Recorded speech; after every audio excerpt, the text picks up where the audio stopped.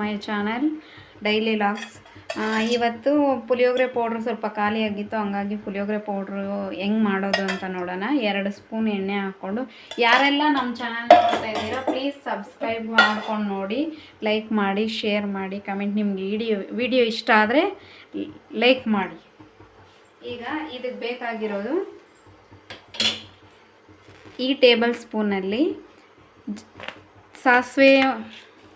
ಸಾಸಿವೆ 1 ಸ್ಪೂನು, ಕಡಲೆಬೇಳೆ 1 ಸ್ಪೂನು, ಉದ್ದಿನಬೇಳೆ 1 ಸ್ಪೂನು, ಮೆಂತ್ಯ 1 ಸ್ಪೂನು, ಮೆಣಸು 1 ಸ್ಪೂನು, ಸ್ವಲ್ಪ ಕರಿಬೇವು, ಗುಂಟೂರು ಮೆಣಸಿನ್ಕಾಯಿ 4.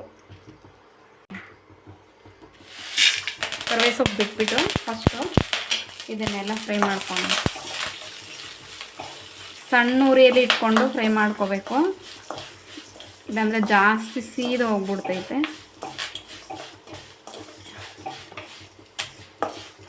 ಆಗಿದೆ ಇದು.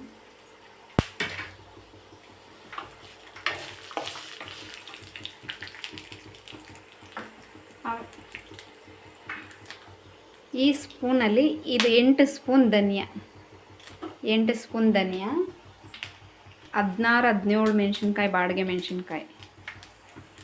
ಧನಿಯಾ ಹಾಕ್ಕೊಳ್ಳೋಣ.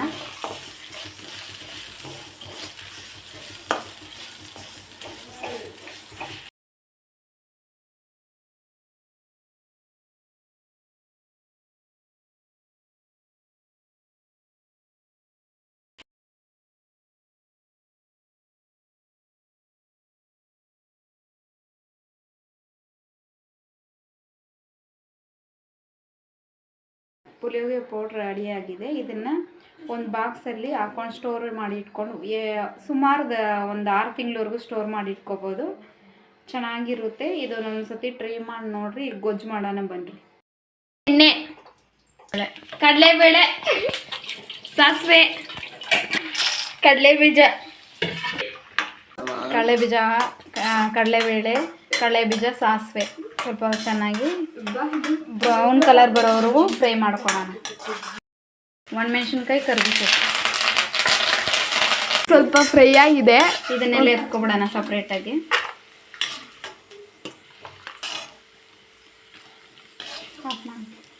ನಿಂಬೆಹಣ್ಣು ಗಾತ್ರ ಹುಣಸೆಹಣ್ಣು ಹಾಕ್ಕೊಳ್ಳೋಣ.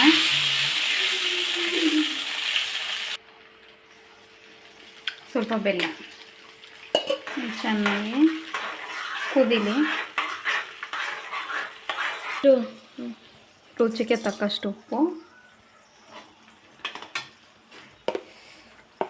ಈಗ ಆವಾಗಲೇ ರೆಡಿ ಮಾಡಿ ಇಟ್ಕೊಂಡ್ರೆಲ್ಲ ಪುಳಿಯೋಗರೆ ಪೌಡ್ರು 2 ಸ್ಪೂನು. ಇದನ್ನು ಚೆನ್ನಾಗಿ ಕಲಿಸ್ಕೊಳ್ಳೋಣ. ಬಿಟ್ಕೊಳ್ಳಿ, ಅಷ್ಟವರೆಗೂ ಸ್ವಲ್ಪ ಕುದಿ ಬರಲಿ. ಈಗ ಇದನ್ನೇ ಅವಾಗೆಲ್ಲ ತೆಗೆದಿಟ್ಕೊಂಡಿದ್ವಲ್ಲ ಅದನ್ನೆಲ್ಲ ಇದಕ್ಕೆ ಹಾಕ್ಕೊಂಡು ಮಿಕ್ಸ್ ಮಾಡ್ಕೊಳ್ಳೋಣ.